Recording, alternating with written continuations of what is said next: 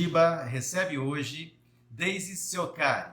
Deise Ciocari é jornalista, cientista política, pós-doutorada em comunicação pela Faculdade Casper Libero e durante muito tempo trabalhou como jornalista em campanhas eleitorais, em assessorias e atualmente é uma craque em ciências políticas, principalmente em conhecer e estudar, uma das primeiras a estudar o fenômeno Bolsonaro.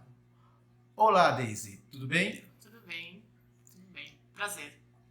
Seja bem-vinda, obrigada por receber. A Deise é gaúcha, como vocês podem notar, né?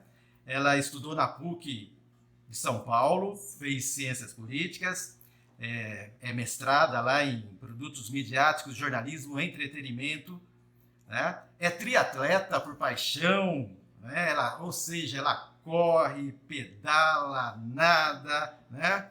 É uma grande competidora, tá? Eu vejo ela sempre se esforçando e correndo aí alguns eventos, mas principalmente ela é uma parceira. Ela já editou comigo o livro sobre Debord, que ela está mostrando aí para nós, né?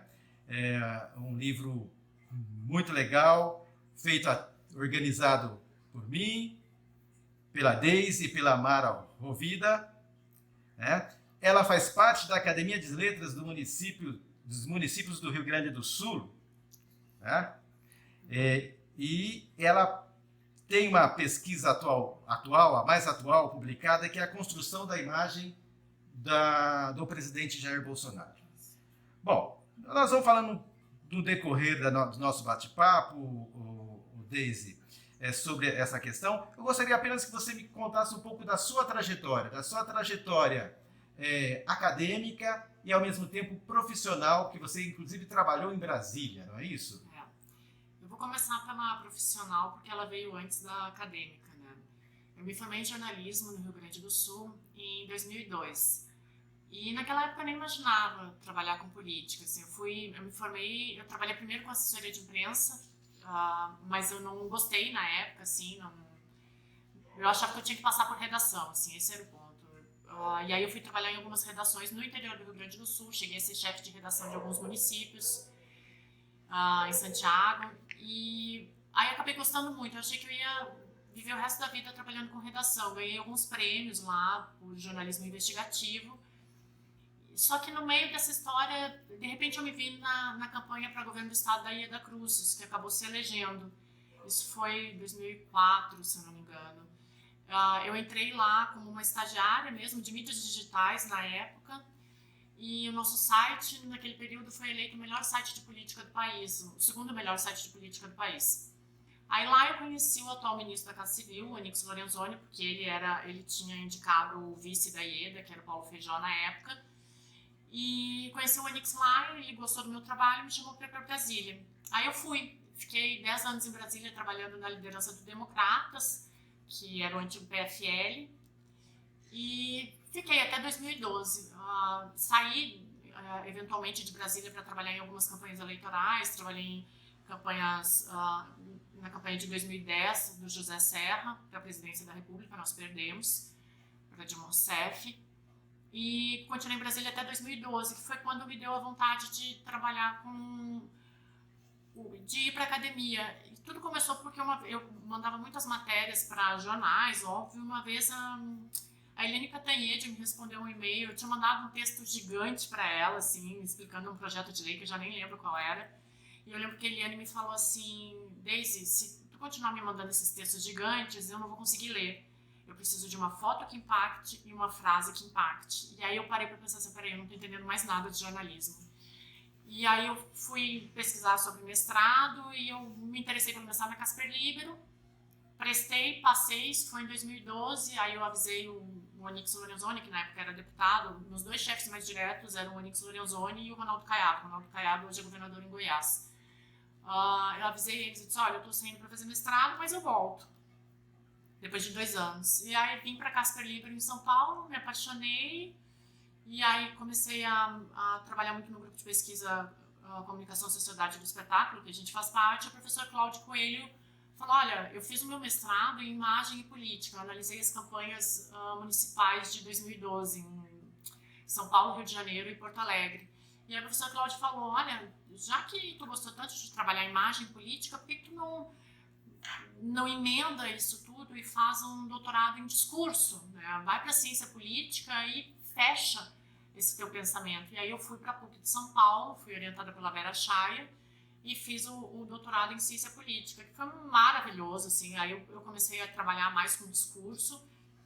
Aí em 2017 eu voltei a trabalhar um pouquinho com política, que foi quando eu terminei meu doutorado. Eu trabalhei com o atual deputado estadual do Rio Grande do Sul, Rodrigo Lorenzoni, que é o filho do ministro Onix. E aí eu voltei para o pós-doutorado. O pós-doutorado eu entrei com um projeto para estudar o Bolsonaro, porque já vinha me chamando a atenção do Bolsonaro desde 2014. O ponto principal foi quando o Bolsonaro teve aquela discussão com a Maria do Rosário, que ele falou que não estuprava porque ela não merecia. O que aconteceu? Eu costumo dizer assim, que o Congresso é a antessala da nossa casa. O Bolsonaro falou isso para Maria do Rosário e as pessoas começaram a chamar ele de mito. E aí ali eu percebi que tinha alguma coisa. Não, quando uma pessoa fala isso, o normal é as outras reagirem com um pouco de surpresa. E naquele momento eu vi as pessoas reagindo, chamando ele de mito, e é isso aí, reverberando o discurso dele. Aí eu comecei a estudar o Bolsonaro. Eu entrei com esse projeto na Casper, estudando imagem e política no Bolsonaro, e aí eu encerrei meu pós-doutorado estudando discurso. Então eu acabei pegando imagem e discurso no Bolsonaro, né? Então, no meu relatório final de pós-doutorado, eu analisei todos os discursos do presidente de 1991, quando ele assumiu como deputado federal, até 2019. Você foi uma das primeiras que eu me lembro que, inclusive, me alertou, né, em algumas reuniões, sobre, até nós discutimos, né, sobre a possibilidade do Bolsonaro ganhar as eleições, quando isso ainda estava para nós, principalmente no meu caso, que representa um pensamento mais à esquerda, né, nós nos conhecemos, podemos falar sobre isso, né, mas você nos alertou sobre essa situação. Que análise você fazia na época que você já tinha claro essa possibilidade? Que elementos sociológicos ou de comunicação que você tinha para pelo menos imaginar essa provável vitória do Bolsonaro? Uma das coisas que me ajudou foi ter trabalhado tanto tempo em Brasília. Eu acabo conhecendo alguns movimentos da política. Eu acho que a gente presta um pouco mais de atenção. Foi a primeira vez que eu vi um político sendo chamado de mito que não fosse o Lula. E isso ali em 2014. Desde as eleições presidenciais de 2014, se não me engano, 2012, a gente já vinha percebendo uma terceira via na política brasileira. Então a Marina Silva ascendia e decaía. Depois aparecia, sempre tinha um outro candidato que não era PT e PSDB, mas que tentava quebrar essa polarização. E normalmente era um candidato evangélico. Então essa terceira via na política ela já vinha sendo construída. Quando o Bolsonaro apareceu e a polarização PT e PSDB começou a se enfraquecer, principalmente pela Lava Jato, que acabou quebrando o PSDB, o Bolsonaro começou a caminhar pela lateral. E aí eu repito, no momento em que as pessoas chamaram o Bolsonaro de mito, ali eu percebi que era um caminho sem volta, assim. Eu não imaginava que ele fosse ganhar uma campanha presidencial, assim. Mas que ele ia para o segundo turno, eu tinha certeza. Porque não era normal aquele movimento na política. A gente via sempre uma discussão entre PT e PSDB, mas a gente não via uma terceira via aparecendo com tanta força e com tanto respaldo. E aí, quando os evangélicos se declararam a favor do Bolsonaro, aí não tinha mais volta, né? Aí foi um caminho sem volta. Mas principalmente essa coisa do mito, dos aeroportos lotados em todos os lugares que ele passava. Qualquer manifestação dele na tribuna reverberava como mito. E às vezes essas manifestações elas não eram comuns à política. A gente não estava discutindo educação, saúde. A gente estava discutindo personagens. Ele estava agredindo outras pessoas, ele estava com um discurso de ódio e as pessoas estavam gostando daquilo. Então tinha um movimento muito forte por trás dele. Então você acredita que esse discurso nacionalista conservador do Bolsonaro ele encontrou o seu espaço na sociedade nesse período?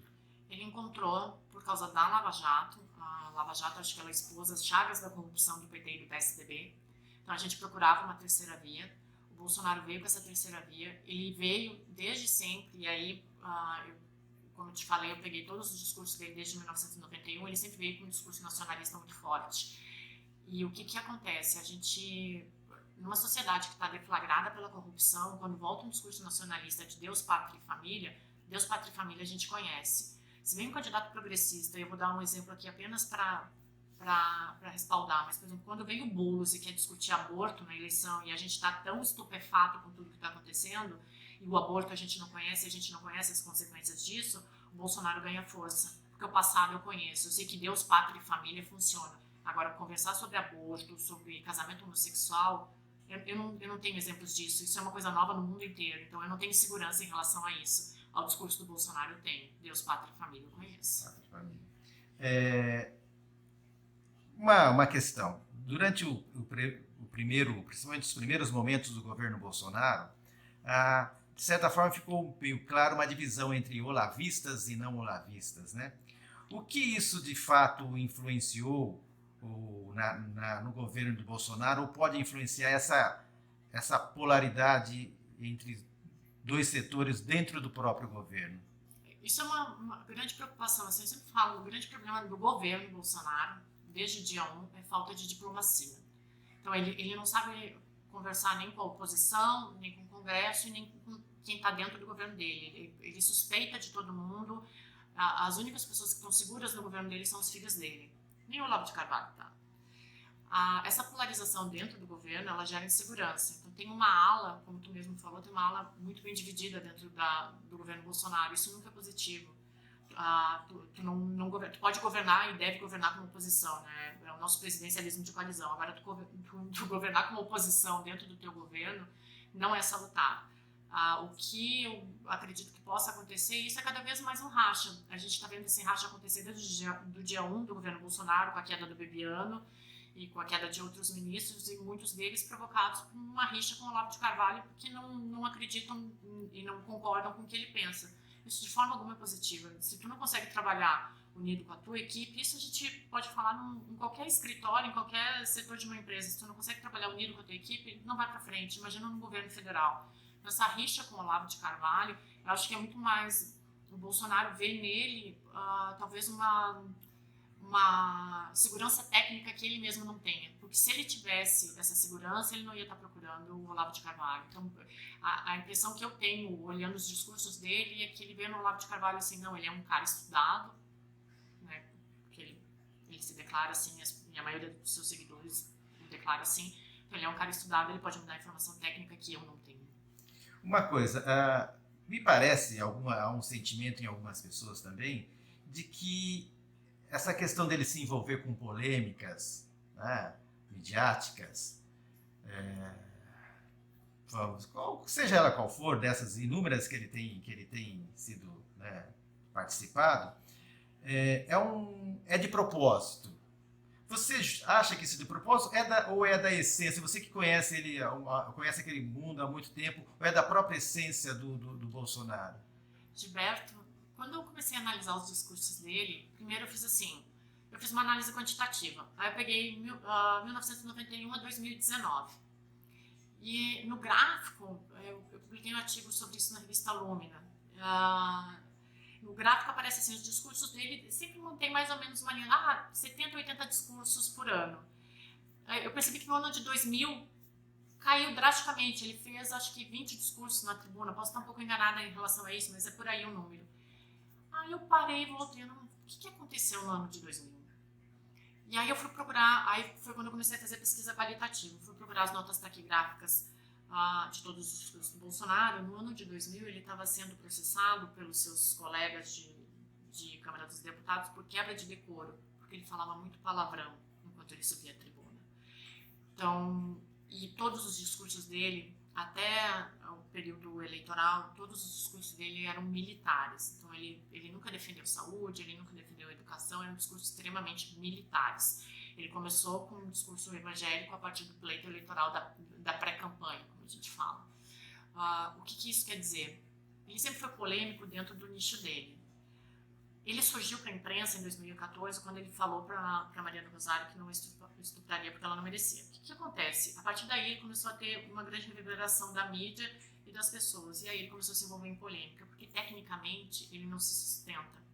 Então esse é o ponto dele. Ele se mantém pela polêmica. É como a gente estuda no grupo de pesquisa, ele se mantém pelo espetáculo de si mesmo. Pelo espetáculo. Uma outra questão que eu acho que a gente poderia discutir, ou pelo menos ouvir a sua opinião sobre o assunto, né? Essa polarização fora, né? Se a gente tem essa polarização dentro do governo, entre olavistas e não olavistas, e nós temos a polarização, que foi a polarização da eleição entre os que consideram o Bolsonaro um mito, né? Então são os bolsonaristas, e os lulistas, né? Você acha que essa polarização tende ainda a se radicalizar no primeiro momento, ou ela já está chegando a um ponto de ruptura, digamos assim? Primeiro, assim, eu acho a oposição extremamente salutar. Acho que tem que ter. O grande problema hoje é quando envolve o discurso de ódio. O que a gente viu nas eleições de 2018, a gente não viu um debate sobre educação, sobre saúde, qualquer outro assunto. A gente viu ataque. Era o nosso contra eles. Isso é preocupante. Eu não acredito que isso vá terminar, porque não é do perfil do Jair Bolsonaro e nem dos filhos dele promover um debate isento de agressões. E não tem sido da esquerda. A esquerda, principalmente depois da soltura do Lula, reagiu com agressividade. Eu acho que esse debate, esse acirramento, ele tende a piorar, sim. E acho que também tem um outro ponto, assim, as mídias digitais nunca é um problema da tecnologia, o problema todo é o que a gente faz com essa tecnologia, mas acho que as mídias sociais, elas acabam dando coragem para quem não teria coragem de falar e agredir da forma como agride, se encontrasse a pessoa, se fosse num debate ou se fosse num comício. Então, eu acho que isso acaba sendo potencializado pelas mídias sociais pelo mau uso que a gente faz delas, que elas são ferramentas incríveis, assim. Mas eu acredito que esse debate vai acirrar, assim, principalmente com as pessoas que vêm de fora, porque esses outros candidatos que devem vir, a única forma... Desculpe te interromper, mas você acha que há condições de chamada, não é essa a expressão correta, mas de uma terceira via, que fuja dessa polarização? Há espaço para isso na política hoje? Não. Deve vir uma terceira via, sim. Eu sempre falo muito no Flávio Dino, porque eu acho que um cara que acabou com a dinastia Sarney no Maranhão não é um cara que tu pode ignorar. Eu acredito que venha uma terceira via, seja Huck, seja Dória, seja Dino, mas não tem como escapar dessa polarização, porque os dois atores principais, eles estão completamente emaranhados nisso. Então, a política hoje, ela é de polarização. O problema é quando entra o discurso do ódio. Esse discurso do ódio, em que momento você acha que ficou mais evidente? Alguma coisa que te marcou nessa trajetória que isso ficou mais evidente? Eu ainda não tinha visto na política, e aí, de novo, assim, eu trabalho com política desde 2002, eu ainda não tinha visto as minorias serem atacadas tão ostensivamente, assim, não era mais implícito, né? A gente tinha um alvo muito definido, assim, e as agressões eram muito fortes. Então, tu atacar negro, quilombola, homossexual, a gente ainda não tinha isso, né? A briga era, vou dar um exemplo aqui, assim, para não dar o exemplo que eu estou pensando, mas você traiu sua mulher, você desviou dinheiro da obra tal, e de repente a gente viu as minorias sendo atacadas, né, os civis sendo atacados. Isso eu ainda não tinha visto. De novo, com esse episódio de 2014 do Bolsonaro, foi quando eu comecei a estudar o discurso de ódio. Tá, uma outra questão que eu acho que a gente poderia discutir um pouco, né, a gente está se aproximando das eleições municipais. Esse ano nós teremos eleições municipais. Qual é a perspectiva, na sua opinião, da formação, que provavelmente não se dará esse ano, mas já estarem se preparando, do projeto de político do Bolsonaro, do Aliança pelo Brasil, né? Que perspectiva você vê a criação desse partido? Gilberto, ele não vai conseguir sustentar esse partido a tempo das eleições, assim, isso vai ficar inviável. O Bolsonaro tem uma grande característica que ele não sabe fazer aliados, né? Os únicos aliados dele são os filhos dele. Ele perdeu companheiros, colegas fortíssimos, como o Major Olímpio, a própria Joyce Hasselman, a Janaína Pascoal, que não tem se declarado a favor dele. Eu não vejo perspectiva, assim, tu não governa sozinho, tu não faz nada sozinho. E o Bolsonaro ainda não entendeu isso, sabe? Ele realmente não entendeu que ele não vai conseguir fazer esse governo sozinho. Ele não consegue, assim, ele não consegue se manter no partido que o elegeu. Ele tinha ao lado dele os deputados e senadores com maior votação do Brasil. Ele conseguiu simplesmente expurgar essas pessoas. Para as eleições desse ano, eu não vejo um cenário muito positivo para ele, não. Ele vai ter que dar um jeito de governar sozinho, porque ele não está formando base. Assim, as bases que estão com ele ainda são os mesmos 20% que estavam com ele lá no período pré-eleitoral. Mas isso não pode prejudicar o projeto de reeleição dele? Com certeza. Eu acredito, assim, pelo que eu tenho visto, que ele só não demitiu o Moro ainda, eu acho que foi hoje que saiu do Onyx, mas vai entrar num outro ministério, provavelmente. Então, eu acho que ele só não tira o Moro do cargo ainda porque é um grande concorrente dele para 2022, é uma pessoa que pode ocupar perfeitamente o trabalho dele, o lugar dele. Com certeza, o projeto de poder dele, porque todos têm, mas o projeto de poder dele está muito prejudicado. O que ele vai fazer sozinho? Assim, não tem como, assim, ele não está conseguindo formar o Aliança pelo Brasil, não vai ter fundo partidário. É impossível, sem fundo partidário não vai fazer nada. E aí não tem uma base, quem é a base dele? São 5 ou 6 ministros que ainda estão lá porque querem governos de Estado? Você, uma curiosidade, você dá eco ou vê alguma, ou só é a teoria da conspiração, de que desse movimento dele, de cada vez mais, por exemplo, tirou o Onyx, hoje está colocando na Casa Civil um militar, né? De militarização do Estado, e você acredita em alguma coisa com consequências piores ou não? Gilberto, aí eu vou voltar um pouquinho para o que eu li dele. Ele é militar. A única certeza que o Bolsonaro tem desde quando ele pisou no Congresso pela primeira vez é que ele é militar. Eu acredito que os militares vão ficar com ele enquanto ele conseguir manter a ordem. E eu acho que a maneira que ele vê de colocar a ordem no governo dele é colocando esses militares por perto. Eu não vi o ministro Sérgio Moro fazer nada que pudesse justificar tanto... Não é ataque, mas assim... Ele deixou o Moro, que era um super-ministro, de lado, o Onyx, o próprio Onyx, e aí não defendendo, porque eu trabalhei com ele nessa mesa, essa conta não é do Onyx, é por inabilidade de governar do Bolsonaro. Então eu acho que quando ele coloca os militares, na verdade está mostrando quem ele sempre foi. Assim, era impossível o Bolsonaro governar sem militar. É isso que ele é desde 1991. Gilberto, de 1991 a 2018, do período que ele foi parlamentar, 99,9% dos discursos dele são militares. Não tinha como, não se muda assim de uma hora para outra. Ele provou que não consegue mudar pela inabilidade dele. Então eu acho que isso é o esperado, assim, esse governo, a Damares e o Weintraub ainda estão lá porque eles reverberam esse discurso extremamente conservador dele. Assim, o Onyx estava um pouco apagado ali. Você avalia que esse discurso tem uma hora que vai cansar ou vai chegar ao seu limite? Sim, de novo, assim, eu vi uma pesquisa agora essa semana falando que o ministro Sérgio Moro é o político mais admirado nas redes sociais e o presidente Bolsonaro perdeu o poder de reverberação dele. Eu não lembro que pesquisa que foi, acho que saiu no Estadão dessa semana. Isso vai cansando, porque tem uma coisa, eu acho que... Tu me conhece, assim, tu sabe que eu não sou tendenciada à esquerda, sou bem mais tendenciada à direita, mas eu penso o seguinte, eu acho que a diferença, o Lula era um presidente que inspirava.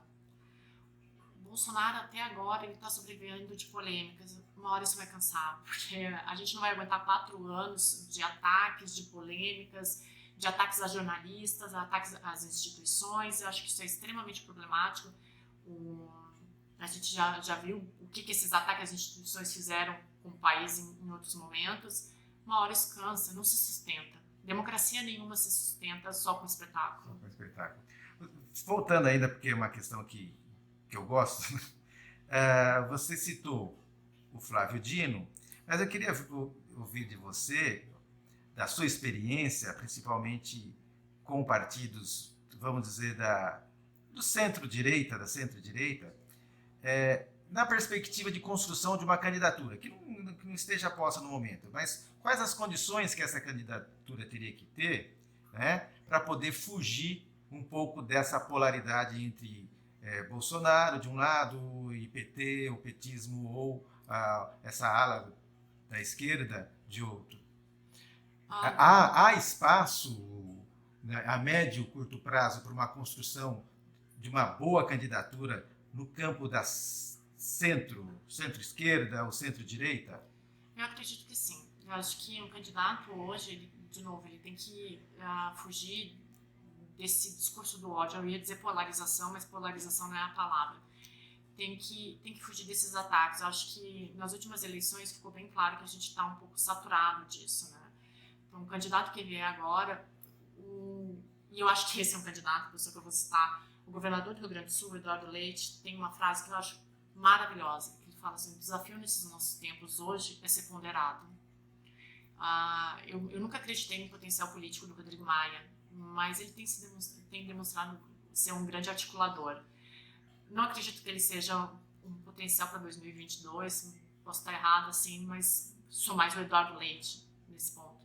Mas eu acho que o grande desafio agora é encontrar alguém ponderado que saiba discutir políticas públicas sem entrar nesse ataque pessoal. Eu acho que isso está minando a política brasileira. Na direita, eu sempre vi assim, aí por ter trabalhado, aí uma informação assim de Brasília mesmo, eu sempre vi o Ronaldo Caiado querendo muito uma candidatura. Eu acho que seria um nome que poderia fugir disso. O próprio Sérgio Moro, acho que é um nome que foge desse Bolsonaro e PT. E eu acredito assim, eu acredito nessas duas pessoas assim. Eu gostaria muito de ver o Eduardo Leite, que é o governador do Rio Grande do Sul, que eu acho que é outra pessoa que consegue levar um discurso sem ser uma forma agressiva, com boas perspectivas. Não votei nele, mas é uma pessoa que eu tenho gostado politicamente. Assim, inclusive, alguns jornalistas já têm chamado ele de Trudeau brasileiro, né? Pela ponderação dele. Não que o Trudeau seja o cara mais ponderado do mundo, mas tem um elemento político ali que funciona bem no Trudeau e parece que está funcionando no Eduardo Leite. É, porque se fala muito que a priori ele seria o vice do Hulk, né? Mas são apenas suposições, né? Suposições. Daisy, o tempo é curto, né? Eu gostaria que você fizesse algumas considerações finais, né? Falasse das suas expectativas, principalmente no campo da comunicação, né? Dos estudos da comunicação, e da política você já falou bastante, e você terminasse um pouquinho, obviamente um pouquinho suave, falando um pouco da sua experiência enquanto triatleta. Então, eu sempre, assim, eu comecei a fazer triatlon, olha que coincidência, quando eu entrei na academia. Porque ficar, sei lá, 6 horas por dia estudando cansa, né? E eu acho que eu só consegui ser disciplinada o suficiente para estudar e para ir atrás. Porque quando eu lembro, eu vou contar uma história aqui. Eu lembro quando eu cheguei no primeiro dia de mestrado na Casper Libero, que a minha orientadora de mestrado falou assim: vocês têm que abrir um currículo Lattes. E eu vinha de Brasília, né? O que é currículo Lattes, sabe? Aí ela falou: não, é isso daqui, não sei quem me mostrou dela. Eu pensei: eu nunca vou conseguir ter um Lattes desse tamanho, né? E aí eu sentei pensando: não, quer saber, eu larguei Brasília por causa desse negócio, aqui eu vou ter que fazer esse negócio direito. E aí eu comecei a estudar, e eu acho que o triatlo entrou nessa, sempre colocar minha cabeça no lugar. Eu sempre brinco assim que o triatlo me ajuda a ter serenidade para todo o resto, assim. E acho que foi isso, assim, durante todo o tempo de mestrado e doutorado, e até no pós-doutorado. Acho que o pós-doutorado para mim foi um período bem difícil, porque quando eu entrei, ninguém queria meu projeto de Bolsonaro. Ninguém queria me ouvir, ninguém falava de Bolsonaro. Tá estudando esse maluco, sai fora. E o triatlo me ajudou a me manter centrada, porque o treinava 2, 3 horas por dia, e foi justamente no período do pós-doutorado que eu fiz a prova mais longa da minha vida. Aliás, eu vou aproveitar para cutucar, porque esse é o meu papel, independente do meu pensamento, né? Você foi muito criticada, não? Foi quando eu mostrei meu projeto de pós-doutorado para outra universidade, eles recusaram, falando que era um absurdo eu estudar Bolsonaro. E aí Existe, de fato existe. Não quero levar para esse campo que o pessoal geralmente leva, mas existe esse sim. certo preconceito em estudar tabus, em estudar alguns temas. Eu vi isso em algumas universidades, assim, tanto de esquerda quanto de direita, assim, a minha experiência foi essa, assim, teve uma universidade que me recusou e falou, olha, a gente não quer um projeto sobre esse cara. Aí quando eu entrei na Casper Libero, eu mandei um artigo para um congresso, eles aceitaram, só que o título não tinha nada de Bolsonaro, tinha imagem, política, espetáculo, não sei o que era sobre Bolsonaro. E quando eu cheguei lá, tem um pesquisador muito conhecido na nossa área, que quando ele viu a minha apresentação, ele pediu para o coordenador da mesa escolher se era ele que saía do congresso ou eu. E aí o apresentador falou, olha, a gente está aqui com fulano de tal, eu vou pedir para tu te retirar. E eu saí do congresso. Nisso, o Bolsonaro nem era pré-candidato ainda. Aí eu saí do congresso, super triste, chorando. E aí, em setembro desse ano, ele sofreu a facada, aí o jogo virou, e aí começaram a ouvir a minha pesquisa, assim, aí eu já tinha um material muito legal sobre ele. E nesse período foi o esporte que me ajudou, assim, porque ninguém queria me ouvir. Aí eu lembro que eu falo. Porque na realidade você começou estudando o DEM, né? Acho que nos primeiros. O Zé Índio, eu me lembro. O Índio da Índio da Costa, o Índio é outro que já está morto. O Índio da Costa. Eu sempre estudei mais à direita, assim, porque eu sempre olhei, assim, nós temos muito trabalho sobre a esquerda. E eu não via sobre a direita. Quando eu entrei no doutorado, a minha supervisora falou, olha, a gente não tem trabalho sobre a direita aqui. Então traz isso, assim, pesquisa democratas, pesquisas bancadas, porque isso não tem. E eu pesquisei as bancadas, a Boi, Bíblia e Bala, pela visão da direita, sabe? E errei em alguns pontos, até no doutorado tem umas coisas que hoje eu olho, caraca, eu errei pra caramba ali. Mas, e aí com o pós-doutorado, a Casper aceitou, só que revista nenhuma aceitava meus artigos, né? Aí eu lembro que em junho eu cheguei pra minha supervisora no pós-doutorado e falei, eu vou trancar, porque eu não vou publicar até o final, vocês vão sofrer aqui, eu vou sofrer. Ela, não, segura mais um pouco, e aí em setembro teve a facada. Aí eu agora eu começo a publicar. Mas, eu acho que tem altos e baixos em tudo, né? E teve na pesquisa também, mas eu não me arrependi de nadinha. Foi uma delícia pesquisar tudo isso, assim. Que legal. Um pequeno bate e volta. Vamos lá. Você só responde sim, não ou nome, se for o caso. Um político. Político. Vão me matar, mas eu gosto do Trudeau. Uma mulher. Angela Merkel. Uma canção. Anunciação. Um livro. Senhor dos Anéis. Senhor dos Anéis. Muito bom. Senhor dos Anéis. Vamos ter só mais duas, né? Um filme. A Sociedade dos Poetas Mortos. Bom, Sociedade dos Poetas Mortos. E por último mesmo, eu gostaria que você falasse uma boa tarde, uma boa noite, um olá para o Vitrine do Giba e falar sobre as suas expectativas futuras para finalizar, porque nós estamos estourando o nosso tempo. Tá. Bom, Gilberto, eu queria te agradecer porque, assim, primeiro te desejar sucesso, tu sempre foi um parceiro, uma pessoa que eu aprendi muito. Primeiro dia que eu cheguei no grupo de pesquisa na Casper Libero, eu nunca vou esquecer que eu sentei entre ti e o Fábio, e vocês começaram a me dar um monte de dica, e a Mara também, olha, vai no Intercom, faz isso, faz aquilo, e eu estava extremamente insegura porque eu estava chegando de Brasília, eu não entendia o que era academia, e vocês já estavam no grupo de pesquisa, e em nenhum momento eu percebi o que eu percebi muitas vezes, anos depois, as pessoas segurando informação, segurando conhecimento. Vocês ali do grupo foram maravilhosos comigo, principalmente vocês três e o Wander, assim, que eu tenho certeza que tu vai me entrevistar ainda. Eu acho que eu só terminei meu mestrado, eu só fiz meu doutorado, meu pós-doutorado, porque lá no início eu encontrei pessoas como vocês. Isso é muito claro, muito nítido para mim, assim, eu acho que eu tive muita sorte, porque depois, ao longo do caminho, eu encontrei pessoas que não me ajudaram, não queriam dividir conhecimento, não queriam passar informação. E vocês foram incríveis. Eu desejo todo o sucesso do mundo para ti. Tu é um amigo, é uma das pessoas que eu mais admiro e a quem eu devo muito. Assim. Então, muito sucesso. Obrigado, Deise.